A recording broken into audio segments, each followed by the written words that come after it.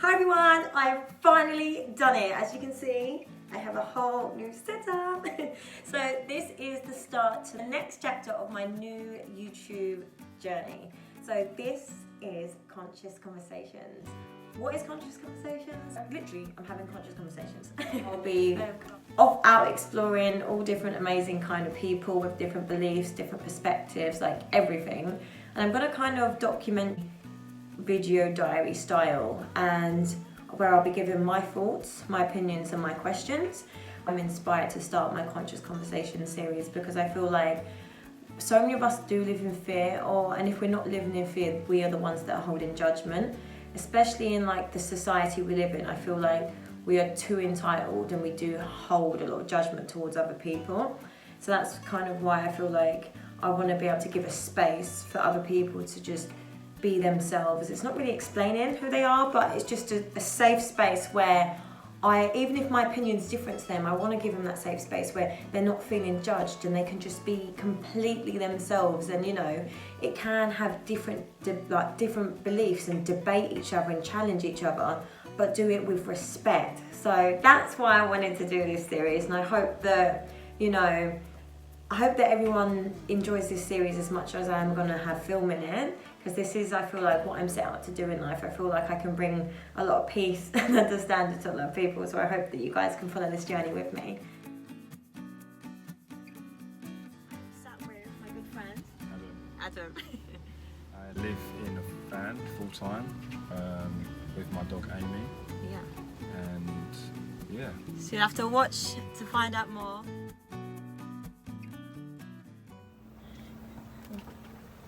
So cool. Maybe, yeah, if you... What are you doing? I'm like, sorry, I'm just gonna... It's tomatoes, avocado. Actually smells so nice. Tomatoes, avocado, onions, cucumber. I don't really know why I put cucumber in it. I love cucumber. In pasta? Good. I don't know if you can cook cucumber. Oh, not in pasta, but... Can you cook cucumber? Is that a thing? No. Well, it is now. Yeah. So cool. There's a lot of things that happened or have happened in my life which have led me to find a certain level of peace within myself, and I would say all the experiences where I've gone into the unknown have always been the ones that have rewarded me in the end.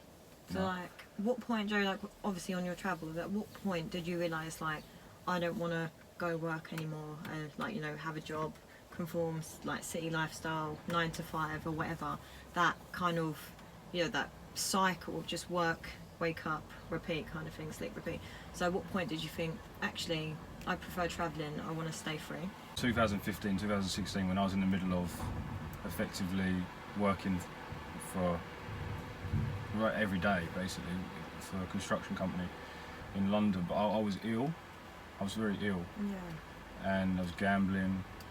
I was drinking at weekends a lot. I'd say every weekend I'd be drunk or drinking. Yeah.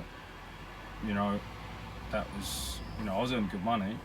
Yeah. I was earning at the time, for me, a lot of money, more money than I needed, but I didn't actually ever have any money. Yeah. Because you're just going out, spending it, making it, spending it. And I also had a lifestyle that meant I was going out regularly. I was buying new clothes, I was buying new things, Like that kind of material lifestyle, like out, drinks, looking good, and all that. Spending kind of money that if you were sober, maybe you would think twice to spend on drinks. Like, if, for example, when society do things different to us, it's kind of like they're the black sheep and it's like frowned upon, or it's a bit like, oh my god, this person's crazy because they're doing something above that goes against the grain, do you know what I mean? So if anything, it's inspiring, and that's kind of also why I'm so inspired to do things and find people that are different and have different perspectives, to open everyone's mind that we don't all have to think the same, and that's the beauty of us, like we're all individual people. Like from like me as a mother, like seeing someone you love that's maybe stuck in this cycle where they want to see you go work, do this and that, to then see you as freely, like for example, like barefoot, the long hair, the beard, it's a change for them, although they don't quite understand you and your mindset, although you're at peace. How does it affect them, or like your friends? I mean, how does it affect your relationship, or has it affected it? Has it affected my relationship? Yeah, I think, yeah, it has done. Yeah. I think things like not wearing shoes definitely fucks with people's heads a bit, because people don't really. It's not a normal thing in this society here, where we are in Debden. Yeah. It's not normal, but it depends on where you are. You know, like. I suppose that the only way I can describe it, not that I need to justify what I do, because I've long since stopped caring about that. But at the same time, though, it's like, it's not that you're justifying yourself, but like for me, like even having this conversation with you, to explain it, to explain why. To get people to understand why, like this is the thought process behind it and your way of thinking. The thought process behind it is simple, that I formed a habit of not wearing shoes on a beach in Spain. Yeah. So there, it makes no sense to wear shoes, because I'm constantly either on sand or on soft ground. Alright, yeah, there's some prickly stuff sometimes, but generally, you know, it makes more sense for me to not wear shoes when I suppose feeling comfortable in my routine and knowing the people that I was interacting with, I would just generally not wear shoes anymore, and then people would stop asking, why aren't you wearing shoes? Because they know what I'm like. Yeah. So they just think, you know, he don't wear shoes. Yeah. So it's then accepted, and I've made peace with it. Yeah. And so that's it. Yeah. So it's like creating your own social norm for yourself, if that makes sense. Because going back to here, it's like even when we took Amy for a walk, and Amy's just free on her lead, and then we went, and then the people were just a bit like, oh, dog needs to be on a lead and everything like that, and conforming to our society in the sense that everything's done by like a rule book. Yeah. And then you were saying about people projecting like their fears onto you. Amy, for example, is a dog. Some people say, oh, dogs are a responsibility. Well, depends. Yeah. You know? She's a responsibility in the sense that she's a dependent to get a food source necessarily from you, although like it's a free lifestyle and she can go out and get it, but in the sense that it's like if you've got something on board with you and you're somewhere where she can't get access to her own food, she's then dependent on you for her food So source. really the real true ideology is more relevant, about the responsibility is only relevant in the moment. Yeah. Okay. Responsibility's got nothing to do with a general term. It's just because Amy, for example, can be a responsibility for me in a certain moment. Yeah. And then in other, so if I'm walking with her in the park and she's off her lead, you know, she's doing her own thing. She's doing her own thing and she's free, and I'm sitting down and she's there or thereabouts running around. Not responsibility. She's only responsibility if I want to play golf. Yeah. And I'm like, where do I put? What do I do with Amy? Yeah. Okay. You know, someone say, oh, do you want to play golf? I could say, I can't, I've got responsibilities. Yeah. Do you know what I'm saying? So, like, your plan is to go travel, always, just be in the van. It's really cool in here, by the way. And so, with that, it's, because this is you, your lifestyle, just you and Amy. But then, what's, like, the cost in the sense that, like, this is your happiness, but with it being the cost, is it, like, love? Like, that's your sacrifice, not... Is it hard, like, you know, having relationships from this, trying to find someone that loves this idea of like the way of living, like very basic but very free? Is it hard? I believe that many people say to me, I'd love to do that. Yeah. But really, they actually, I'm one. I think it takes a lot of courage. Yeah. To actually do things. No, so when we say I'd love to do that, it's just a phrase. Yeah. And there may not be any weight behind that statement. Yeah. It's just idolising this, like seeing you, like I think that was the first thing I said. I was like, oh my god, this is amazing. I'd love to be able to go and travel with my daughter, but then the reality of it is, I don't think, as much as I would love to be free, I don't think I could actually action it and take that step to live so like minimal, you know, because I've got a lot, like I've got a flat full of things, and it's, I don't know what it is, but I just love this idea of being free, but then it's the comforts that I'm used to. I don't know if I could take that leap, and I feel like that's probably what a lot of people think, and that's why we are kind of stuck in this bubble. And I wouldn't really call it a bubble, I don't know, it's, you know, the reality and a bubble in the sense that for you it's the other way around. Like the bubble that we live in is the fact that we have all these material items and things, and they're just things. Yeah, but you know, I don't believe in one being better than the other. I just believe in different and adapting, you know. Because like, obviously travelling, being free, offline, out in nature, you know, that's one thing. But then coming here and living in this reality of basically always online, because there's Wi-Fi everywhere, and you know, I suppose interacting with people you're familiar with, and feeling less inclined to want to then go and meet strangers.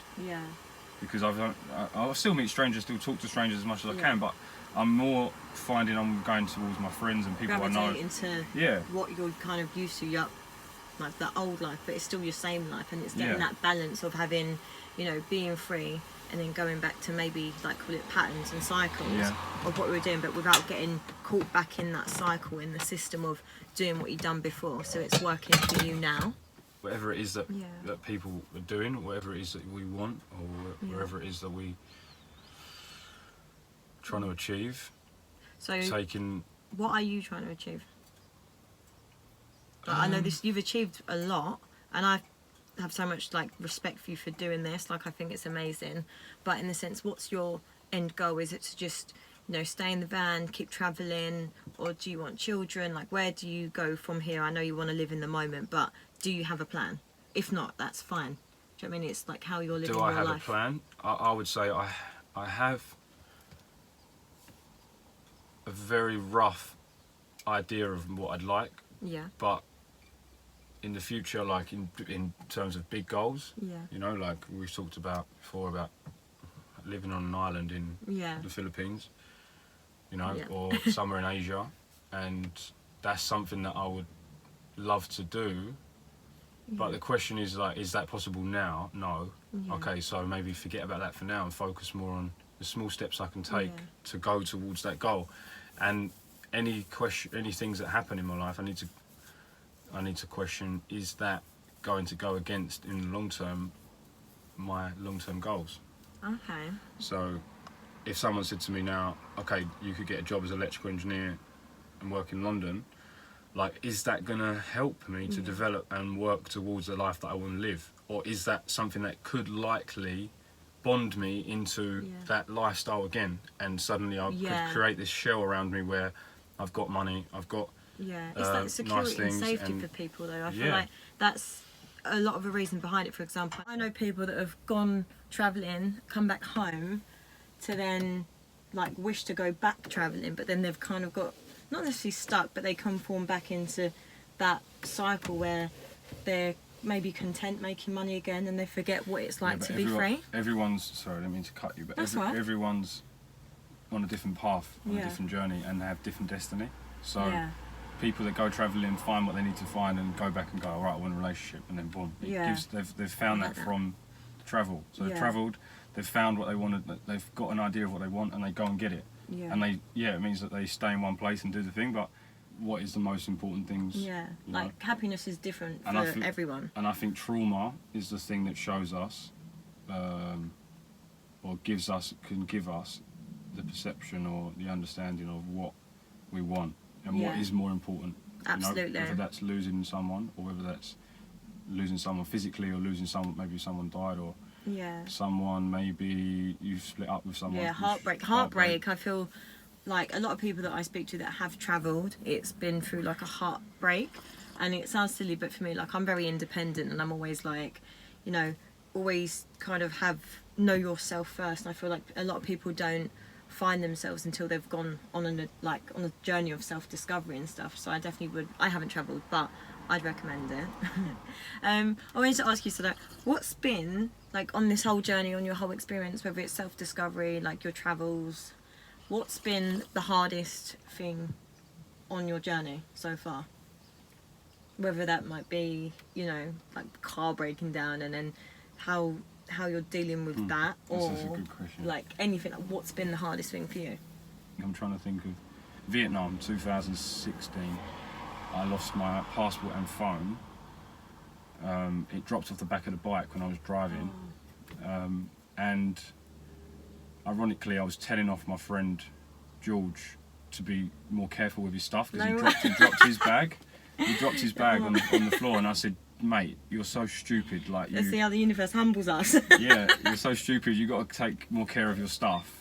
And then, as I'm lecturing him about that, I realised I'd lost my passport and phone, iPhone 6, and that was a new at the time iPhone 6. So, and it had a lot of photos, memories, videos from the trip or whatever.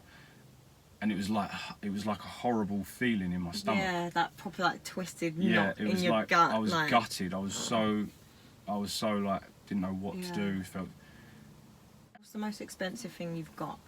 my iPhone 5. Yeah. Yeah, that's the most. Always, my mum gave it to me. Yeah. And a spare one. But I suppose I've traded it for my laptop because I didn't want to justify having both a laptop and a phone.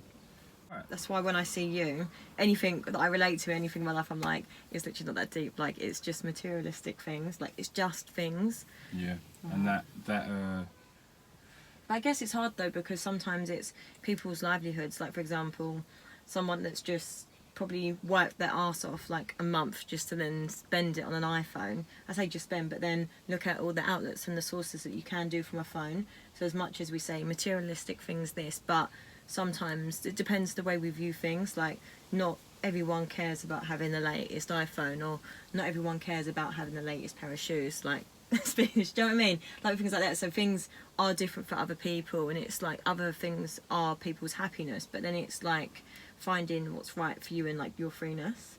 yeah, I guess. yeah. So. Material items are definitely something that I would say I have less attachment to. In a way, even the van. You know, this van is my home. It's my whole world. It's my everything. Yeah. But am I scared to lose it?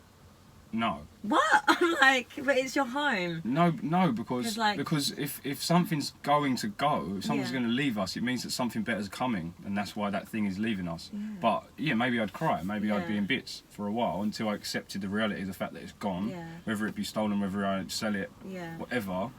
The same principle is everything But you is live so. I feel like in you nature don't. changing. But you've got such a good mindset in the sense that like you don't live in fear, and like you don't dwell. So in the sense that you're like you've already accepted like when this is time, like it's done. But then I don't know if it's just because the way that I'm still stuck in the mindset, like this is a home. So then I know that it's one of those things like we'll get to that bridge when we cross it. But then it's like, what's the security in the sense that when this does go, like this is your home. What are you gonna do? I can't say I don't have fear Yeah. for something not happening to the van or whatever, but at least I have a understanding that if it is going to happen, Yeah. that it's supposed to happen. Yeah. For someone else to be free, like the fault on that, it's like more of a financial freedom or other things like that for you. What does it mean to be free?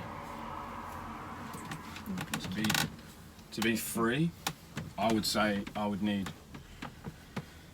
to fill this van up with water, clean water, So water, food. food, So I would say 2 or 3 days food. You know, vegetables, stocked up on fruits, food, water. fruits.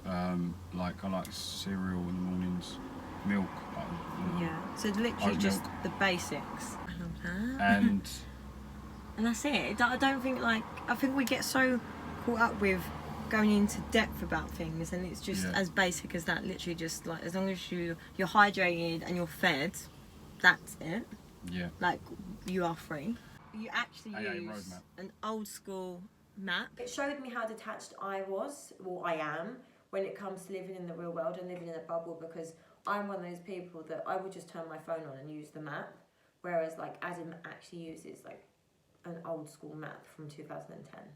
You know, like he is not dependent on his phone, he's not dependent on anything but himself. I forgot what I said now. But I was just saying, like, this is the map, by the way.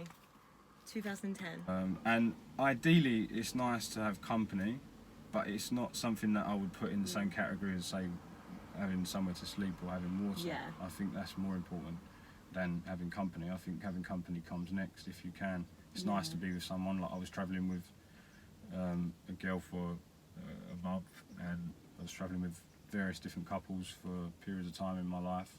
Yeah. In the van, and I suppose that I love that. That's literally like yeah, that was Just the basics, and you're just free. what I needed or wanted in that, or at least now, that's how I perceive freedom. Maybe once I believed that freedom was related to having a certain amount of money, for example. You know, I'll be free when I achieve this amount of money, or I'll be free when I. Yeah, and money's something that I've had a very up and down relationship with, because I've always been confused about money, like what is money and da da da. Yeah. And I suppose running out of money is the only thing that's taught me anything, really. Yeah. Because I had a lot of money, Yeah. which I spent travelling, really, around the world. Or I looked at it at the time as investing into myself. Yeah. You know, because I was. But it is. I feel like. I think it is an investment to It travel, is, especially on your own. It's an investment. It's personal development, and even just getting emotional intelligence on your travels. That they don't teach. You can't learn that anywhere. You have to learn that for yourself. It's opening your mind up to the fact that there's more to life than what you've learned or where what you are. You see in that sense of like from that level of perception that we're taught at. Yeah. You have to actively, like you have, like go out and find it for yourself. Yeah. Someone watching this that actually thinks, I really like what Adam said, I want to maybe just do it. Like what? Well, I'd say do it then. Just do it. Yeah.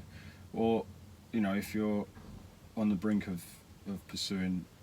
I mean, I set up a blog years ago, maybe. It's selective. Which was basically just me travelling, and part of that was me trying to try and inspire people to travel. Yeah. I suppose, because I always had a thing in my head, and that's why I love the word travel, and I'm always trying to play with that word in my head of how I can do something related to that, like kind of business thing, because travelling was something that really. But you have now, and this is the thing, like, so Adam also does yoga, by the way. So if anyone wants to do yoga, message him. Yeah. So that's how you've got that balance, I guess, where you work, you're making money, and you're travelling. Yeah, because travelling. Yeah, because travelling costs money generally.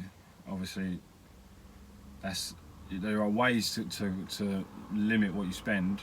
You know, couch surfing and hitchhiking and all these kind of new apps and ideas. There's loads of ways to travel cheap. Shit, sorry. But eventually, you will come to a point where you have no money. If you're money runs out. We don't have a money tree. You know, as much as we want one. Yeah. It doesn't exist. Yeah, so eventually, I mean, I've come many times back to the point of, okay, so I've got no money, so what do I do now? Hence why I'm here. We've kind of reached a point where I've got limited funds, and I'm like, okay, so how can I? But the difference is now is and this is what this is about for me, is learning to. I've learned to stop resisting life in a way as much as I can, and just to go with the opportunities that present themselves. So yoga's quickly spiraled for me from teaching one class to then teaching 10 people. Yeah. And I wouldn't say I feel super comfortable or confident at the moment, but it's okay. You know, it doesn't matter, because it's about the step we take in this moment, and that step we take, for me, that I'm taking in this moment, is to learn to try and feel comfortable one-on-one teaching yoga, or one-on-two, or with small groups. Yeah. You know, so that then I can then inspire 10 people or 20 people. Yeah. You know, by just literally living, and that's how it works, though. I feel like, because I'm inspired by it, just seeing the way that you've gone and done it, and you're doing it, like you're actually living the life that you want for yourself. Like you've created this for yourself. Yeah, we all do. We all create the realities that we live. Whatever's going on, we all individually have created it in our own mind. We just, I think, a lot of the things that happen that are bad, we have resistance to them things. So we say, oh well, that ain't my fault. It ain't my fault that I got robbed, or it ain't. But if you see the silver lining at the end, or years down the line, you say that happened for that reason. Now I understand why it happened, and I created that. Love that. I'm just like, I'm gonna end it on that. I love that. Thank you. Alright, good. Thank you. I'm gonna put that next to but thank you for doing that. Yeah, I'm really enjoying this YouTube journey so far, and I appreciate all the support that everyone has given me, because I am passionate about this, and I am passionate about people living their truth. Like, live your truth for you.